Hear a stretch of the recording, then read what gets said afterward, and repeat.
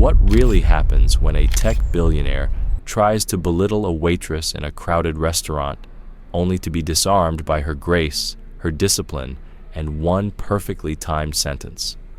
If you had been seated at table 14 that evening, you'd never suspect that anything memorable was about to unfold. You might have been sipping a deep glass of Merlot, half listening to a friend discuss the latest biotech startup downtown, or checking your notifications between bites of glazed salmon. Everything looked like a normal upscale Thursday night. But at one table near the window, a quiet storm was about to gather. You probably wouldn't have noticed her at first, Amani Daniels. She moved through the dining room like someone who belonged there, but never called attention to herself. Her curls were pulled back into a neat bun, her uniform crisp, and her name tag pinned exactly where it should be. She was 26 years old, working double shifts at Barclay and Pine, one of Cleveland's most exclusive restaurants. This wasn't a side hustle. This was her job, and she took it seriously. Always on time.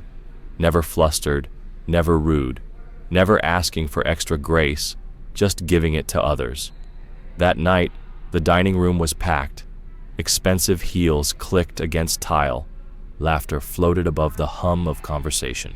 Forks tapped porcelain in rhythmic confidence. And somewhere between the table candles and soft jazz piano playing in the background, Amani had just finished taking a dessert order for a young couple when a voice broke through the flow like a siren in traffic.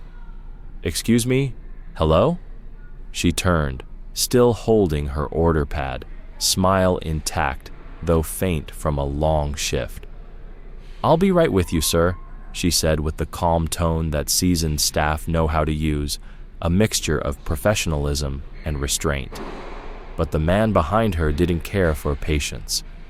"I've been waiting 15 minutes, he snapped, loud enough for nearby tables to glance up. "Where's your manager?" Amani blinked once, calmly. The man was in his late 40s, sharp suit, slicked silver hair.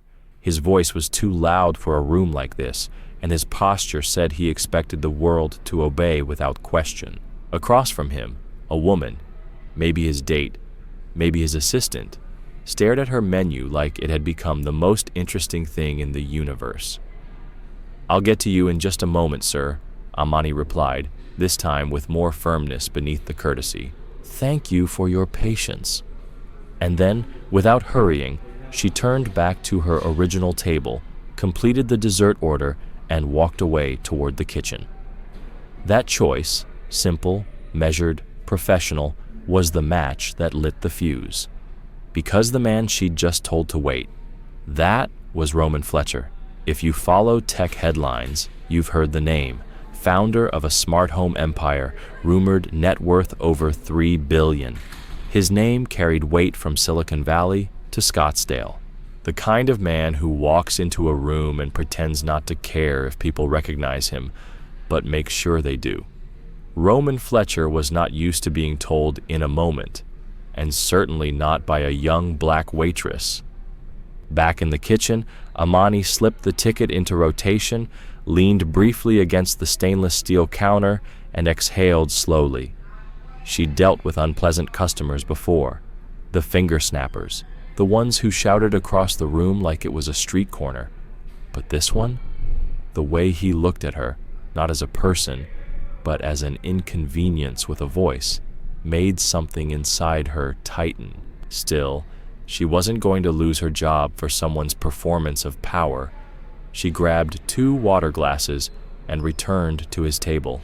"Here you are," she said evenly, placing the glasses down. "Thanks again for waiting. May I start you with sparkling or still?" Roman didn't even look at her. He kept staring straight ahead and spoke loud enough for multiple tables to hear. "Well, isn't that impressive?" he said. "You can talk and carry drinks. Should I applaud?" The woman across from him closed her eyes briefly. A couple nearby stopped mid-chew. The atmosphere changed. It wasn't just impolite. It was theatrical, mean, and meant to provoke. Amani didn't blink. "Would you like sparkling or still?" she asked again, her voice perfectly balanced. That's when he laughed, a brittle, showy laugh that echoed through the room, and didn't sound the least bit real. Then, for the first time, he turned his head and locked eyes with her. "You know," he said, "if people like you worked half as hard as you complain, maybe you'd actually get somewhere." The room didn't just fall quiet, it froze. A server stopped mid-pour. A guest at the bar lowered his glass without sipping. Somewhere in the kitchen, even the bell that usually announced ready orders seemed to hold its breath. The piano music overhead softened, as if it too didn't want to interrupt what was coming. Amani didn't flinch, not even a flicker of reaction. She stood completely still, pen in hand, pad open, eyes on Roman, not with hostility, not with fear. Just a stillness so composed, it felt powerful. She tilted her head slightly, drew in one quiet breath. He leaned forward like a teenager trying to test boundaries. "Did you hear me?" he said. "Do I need to repeat it slower?" Her voice didn't rise. It didn't shake. "I heard you," Amani said calmly, "and I'm going to ask you again, sir, sparkling or still." That moment, that one sentence, shifted the entire energy of the room. Roman scoffed again, looking around as if to gather backup. "Is this your idea of service?" he sneered. "Or are you just trying to be clever?" The sarcasm dripped across the table like spilled wine. Amani could feel it hanging in the air, thick and sour.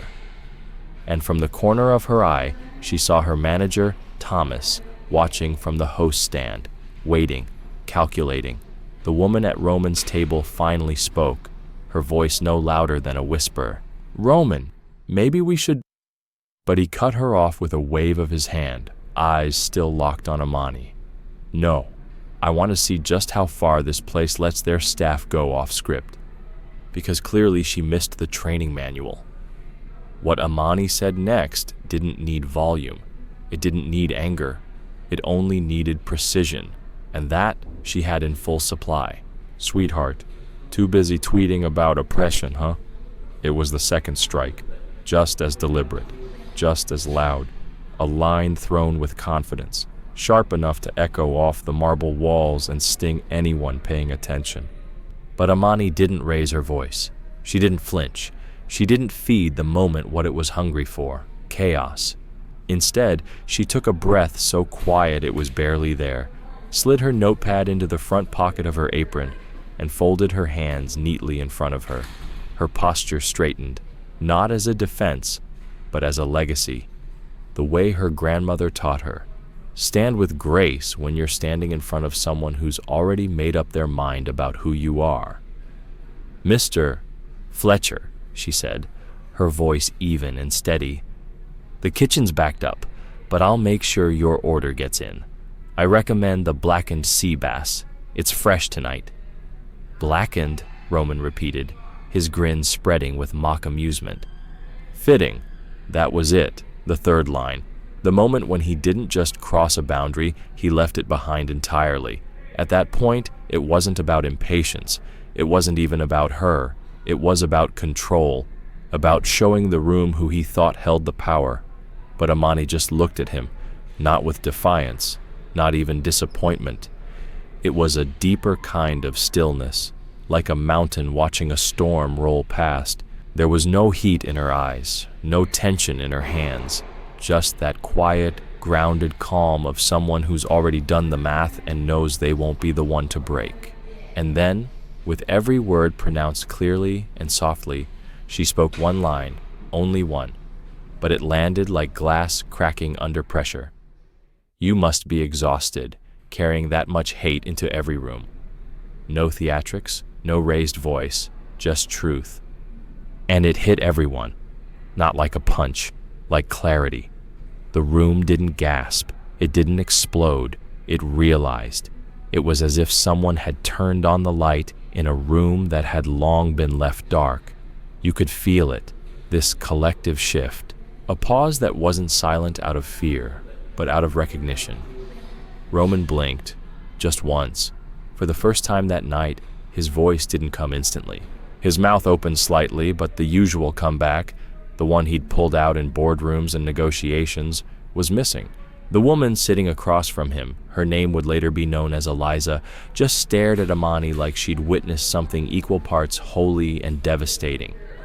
At table 14, a man slowly leaned back in his chair, and from a corner booth, someone finally whispered what everyone else was thinking. Damn. The tension didn't disappear. It shifted, like the moment after thunder, when the air is still heavy, but something has changed. But Roman wasn't the kind of man to sit with that shame. He was the kind to fight it. And that's when things started to unravel. He blinked again, slower this time, his thoughts now clearly scrambling to find footing. He opened his mouth, maybe to launch another attack, but instead of dominance, there was hesitation. It's a strange thing, someone later said, when a man who's always had the loudest voice realizes the room's not listening anymore. You think that was clever? Roman muttered finally, but it lacked the snap, the edge. His words felt like a defense, not a strike. You think saying something poetic makes you smart? Amani didn't answer. She didn't need to, because by now the room had already decided. That's when Thomas, the manager, finally stepped forward. From the host stand, straight posture, sleeves rolled, tie tight. He didn't rush, didn't raise his voice, just walked until he stood just behind Amani. Is there a problem here, sir? He asked, calm but firm. Roman, sensing his moment slipping, sat straighter in his seat, trying to collect what dignity he thought remained. Yeah, he said. I've been insulted in your establishment, publicly. Thomas didn't look at Amani. His eyes never left Roman's. By whom? He asked. Roman scoffed, gesturing at Amani like it was obvious. Who do you think? Thomas blinked once. Because from where I'm standing, he said evenly, I saw a young woman doing her job and a grown man going out of his way to tear her down for it. At that moment, Eliza looked up from her chair and gave a quiet nod. She didn't speak loudly. She didn't take a side. She just said, she didn't do anything wrong. Roman turned sharply toward her, incredulous. Oh, so now you're on her side? I'm not on anyone's side, she replied, softer but clear. I just don't want to be part of whatever this is. That was the shift. The exact moment the room silently decided. This wasn't about a bad night or a slow order. This was about a man who revealed who he really was, and no amount of money or arrogance could cover it up anymore. I'm going to ask you to lower your voice, Thomas said, voice still composed but heavier now, or we can have this conversation outside. Roman narrowed his eyes. You kicking me out? No, Thomas replied. I'm offering you the chance to stay, with respect. And that's when Roman snapped. Oh, give me a break, he scoffed, throwing his hands in the air. This whole performance, everyone in here acting morally superior just because I said what they're all thinking. Someone actually gasped. Roman stood, looking around the room now, desperate to find support. You want to play saints? Fine. Clap for the waitress. Give her a standing ovation. That'll make you feel good on your way back to your overpriced condos. He laughed, but this time the laugh cracked halfway through, shaky, hollow, defensive. I'm not the problem, he said. The problem is people like her thinking they deserve some kind of moral trophy just for showing up. That's when Thomas stepped forward again, but before he could speak, Amani did. Her voice didn't rise, but it cut through the air like a razor. No one's clapping, she said. No one's standing. They're just watching you show them exactly who you are. Roman stared at her like he was waiting for her to take it back. She didn't. And then, slowly, he rose from his chair. Roman looked around the room, searching for even a single sympathetic face. But none met his gaze. No nods, no allies. Just polite silence, or eyes cast downward. His jaw clenched, the muscle twitching as if he were grinding stone between his teeth, Then, abruptly, he yanked his blazer from the back of his chair, threw it over his shoulder, and turned to Eliza. "You coming?" She didn't rush. She stood slowly, calmly, picked up her purse, and met his eyes with a voice as firm as it was soft. "I'll call a car." That was the final blow. Roman turned and stormed toward the exit, pushing the doors open so hard they clattered against the frame, and as they swung shut behind him, the energy in the restaurant shifted, like someone had finally turned off a buzzing light.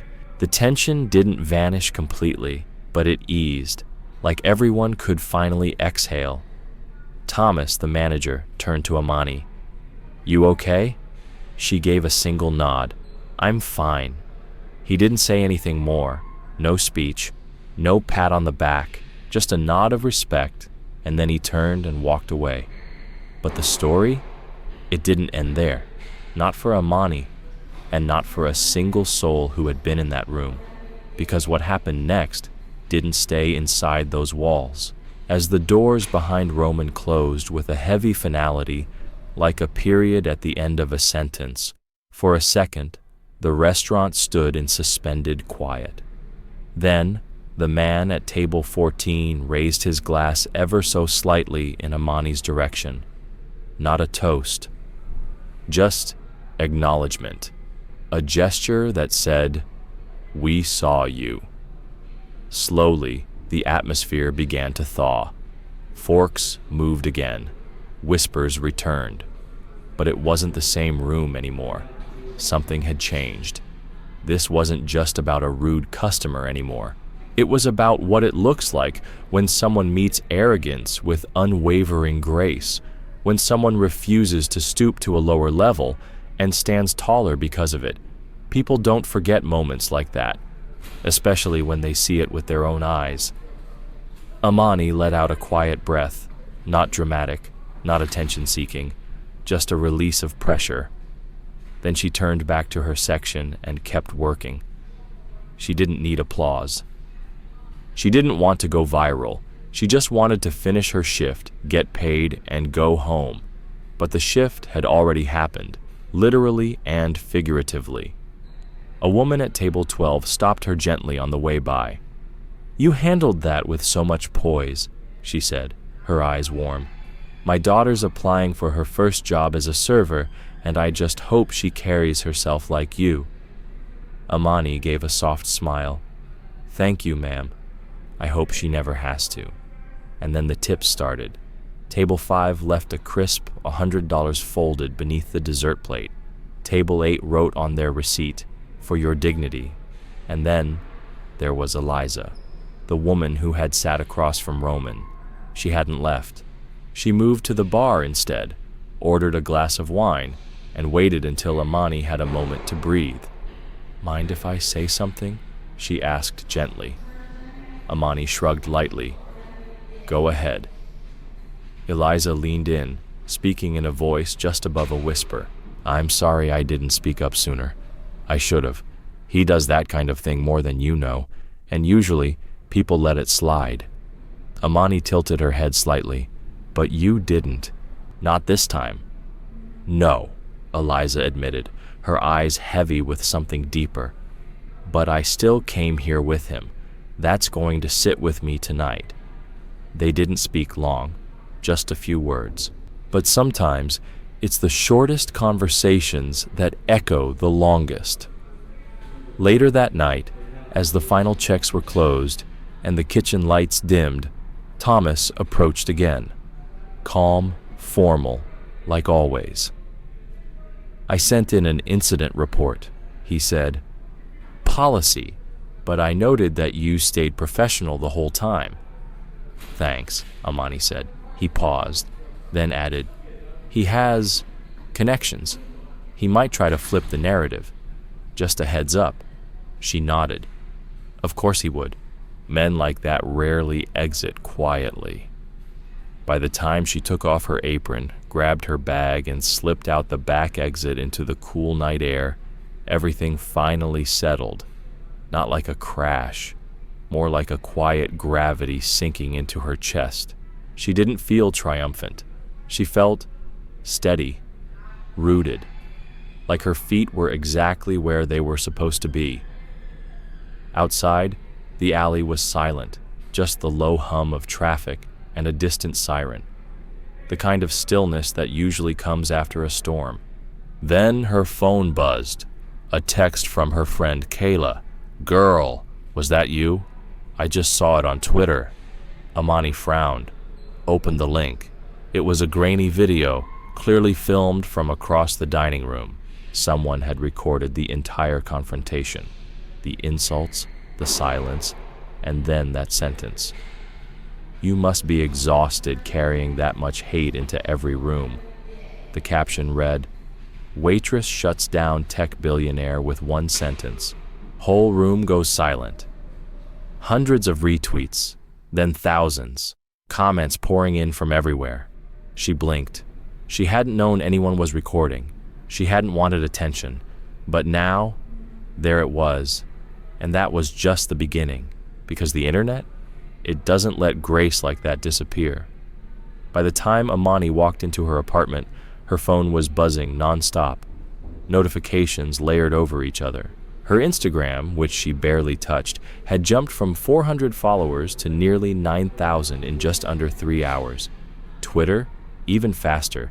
Her name was trending. She kicked off her shoes, dropped her keys onto the counter, and sat down on the edge of her couch, still in her uniform. Her screen glowed as she scrolled. This woman said one line and shut down the entire room. Queen behavior. Who is she? I want to Venmo her dinner money. That's how you carry yourself. Calm, clear, untouchable. One clip had already made it to TikTok. Another had been edited with a gospel choir behind it. Someone else added subtitles and tagged major media outlets. And somewhere between the likes and reposts, Amani realized something. She hadn't shouted. She hadn't called anyone out. She had simply shown up with dignity and let the truth do the rest. She didn't smile. She didn't cry. She just sat there on the edge of her couch, watching herself become a symbol in real time. Not because she asked to, but because something true had been caught on camera. Her phone rang. Kayla. "Girl," her voice burst out before Amani could even say hello. "You broke the internet. You know that, right?" "I didn't ask to," Amani mumbled, half laughing, half exhausted. "I know. That's why it hit so hard. That moment, it was real. No skits. No filters. You weren't chasing a hashtag. You didn't even know someone was recording. That's what makes people stop and listen." Amani was quiet for a few seconds. Then she said, "But they're not the ones I work with. They're not the ones who will look at me different tomorrow." Kayla paused. "True, but maybe now someone finally will listen." The next morning, the restaurant phone rang before the doors even opened. News crews, interview requests. One outlet offered to pay Amani for a 10-minute live segment. Influencers reposted the video with captions like, "We're Grace Under Fire," and "Say it with dignity." Thomas pulled her aside as soon as she clocked in. "You okay with all this attention?" he asked. "Not really," she answered, honestly. He nodded. "Let me know if you need a break." "Will it make a difference?" she asked. He paused. "To the world? Probably not. But maybe for you, it might." By lunchtime, someone had launched a GoFundMe. Support Amani's future. It had already crossed $30,000 in under 6 hours. And then, as it always does, the story reached the other side. Roman. By noon, his PR team issued a formal apology. "Mr. Fletcher acknowledges that his behavior was inappropriate and deeply regrets any offense caused. He is taking time to reflect and pursue inclusivity training." The internet didn't buy it. One comment read, "He regrets getting caught." Not what he said. Another. "He's only sorry because she didn't yell. She made him look small just by staying calm." Roman tried to fight back. He posted a long thread about cancel culture, about public shaming, about context. But it didn't land, because when the world hears truth delivered in silence, noise is just Noise. By dinner service, Barclay and Pine was fully booked. Not for the food, not for the wine. People just wanted to sit in the room where it happened, to see her, the waitress who didn't flinch. Some guests whispered quiet thank yous, others just stared. Amani served them all the same way she always had, with dignity, restraint, and professional distance. But something in her eyes had sharpened. She could tell what was real now, and what was performance. Halfway through her shift, a woman in her 60s stopped her, elegant, soft-spoken. "I taught high school for 32 years, she said gently, "and I always told my students, speak your truth, but don't let it steal your peace. I saw your video, and I just wanted to thank you for showing us how that's done." Amani nodded. "Thank you, ma'am." The woman smiled. "Keep standing, even when your legs shake." That one stayed with her, because while the internet moved on, as it always does, something deeper had already begun, a shift, something that couldn't be measured in clicks or shares or viral tags. People weren't just talking about the sentence. They were talking about why it landed, why a billionaire could be silenced by someone earning $3.15 an hour plus tips. But Amani? She had stopped reading the comments. She turned off her notifications, because it wasn't about how many people saw her anymore. It was about how they saw her. That Sunday, between the brunch rush and dinner prep, the general manager, Sonia Wilkes, called her into the office. "We had a meeting with corporate," she said without ceremony. "They're aware of everything. They're asking if you'd be open to doing press." Amani raised a brow. "What kind of press?" "Interviews, a possible brand sponsorship. There's even a PR firm involved now. They think you're a voice." Amani leaned back in the chair and gave a quiet laugh. "That's funny. No one wanted to hear my voice when customers yelled at me or threw menus. But now suddenly it's marketable?" Sonia didn't push back. She just nodded. "You're not wrong." Amani looked at her, clear-eyed. "If they want a statement, here it is. I just want people to treat each other like human beings. Doesn't matter if you've got 10 billion in the bank or you're scrubbing pans in the back. Respect isn't a luxury. It's basic." Sonia nodded slowly. "That's better than anything their PR team could ever write." Later that night, after close, Amani walked out the staff door with a to-go box in one hand and her sweater in the other.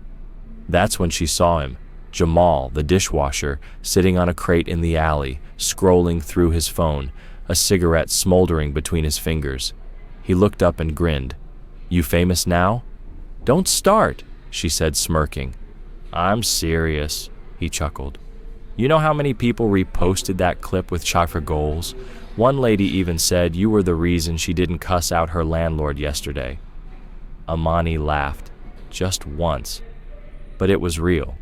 "I wasn't trying to be anybody's role model." "Exactly why you are." Then his smile faded a little. His voice dropped. "You know when that man said what he said? I froze. I was in the back. I heard it.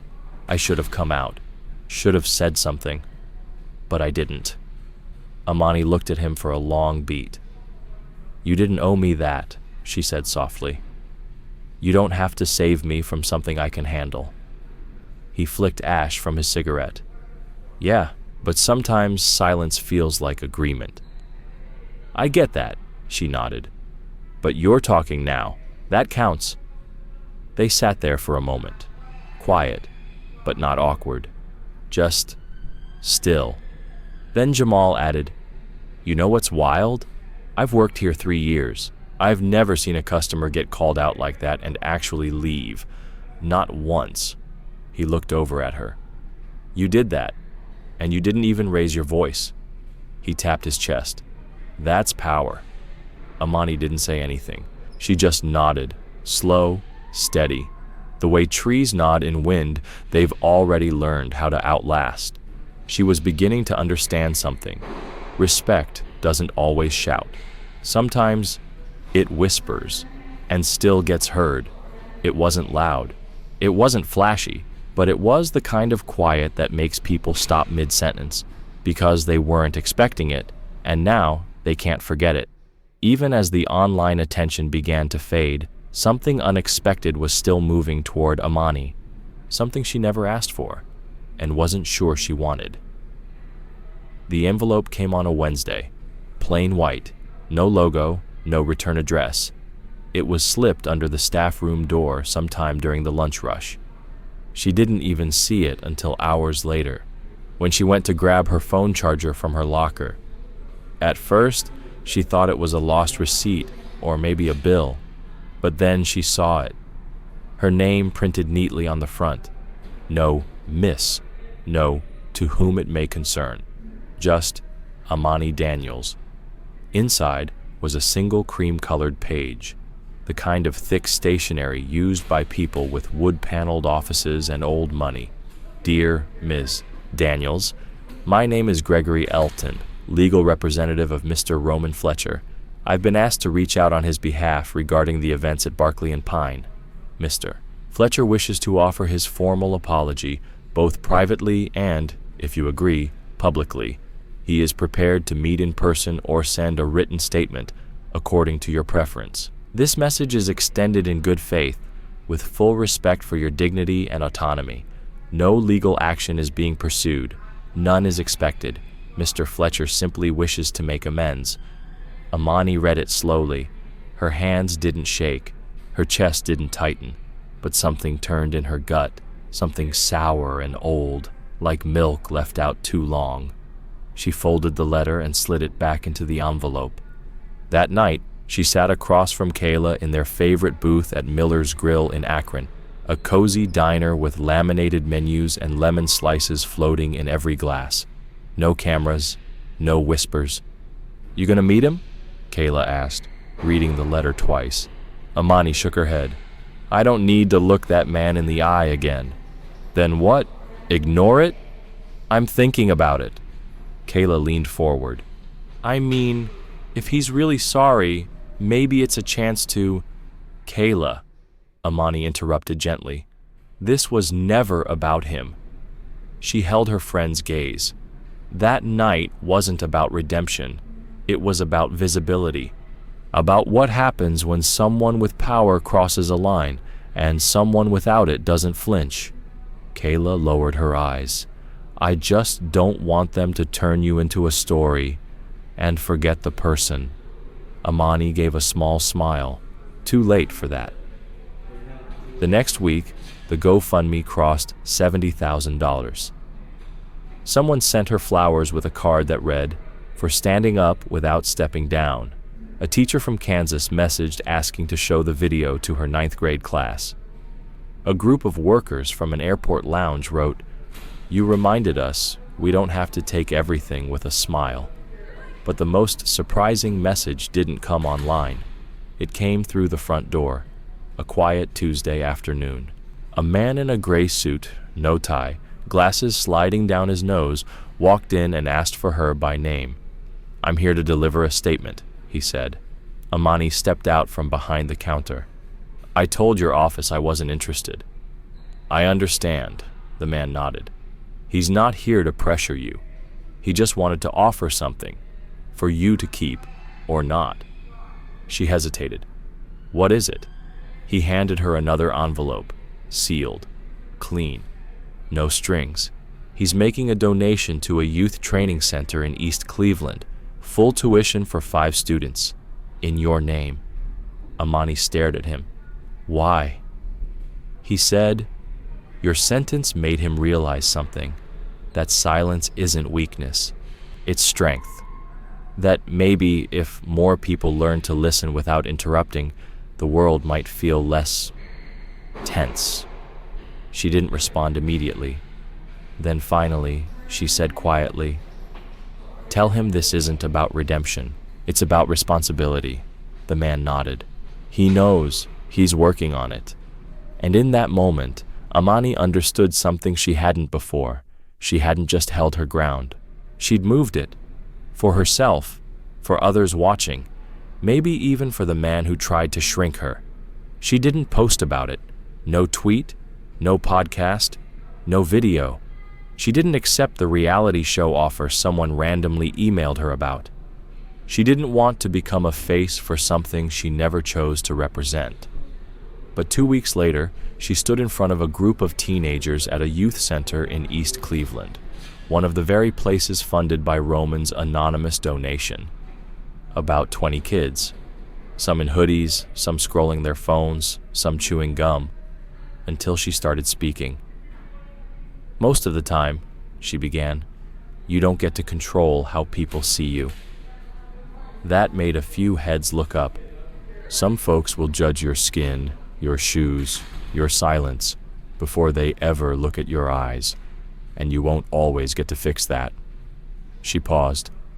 But you can control what you say, and how you say it, and sometimes that's louder than shouting. They were listening now.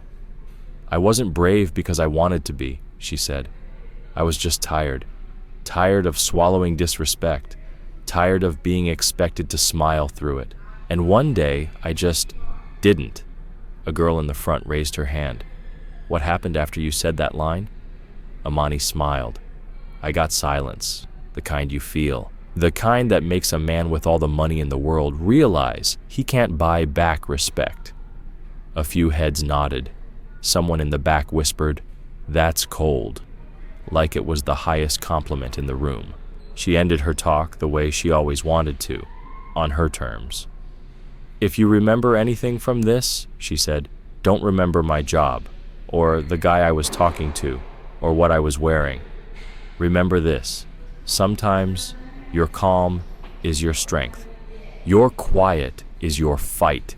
Your dignity is your line, and no one crosses it unless you let them. Later that evening, Amani walked out into the parking lot. No applause, no flash, just her. The sun was setting low behind the trees, slow and unbothered. She sat on the hood of her car, arms around her knees, and looked up at the sky, not waiting for anything, just breathing. Her phone buzzed. She let it ring, because for the first time in a long time, she wasn't just reacting to the world around her. She was shaping it, not because of what she said, but because of how she said it, and who she refused to become in the process. So if you ever find yourself standing in a room where someone tries to make you feel small, remember this. You don't have to shout to be heard. You don't have to fight fire with fire. Sometimes the loudest voice in the room is stillness. So speak like it matters. Stand like you belong. And never forget, respect isn't something you ask for. It's something you carry.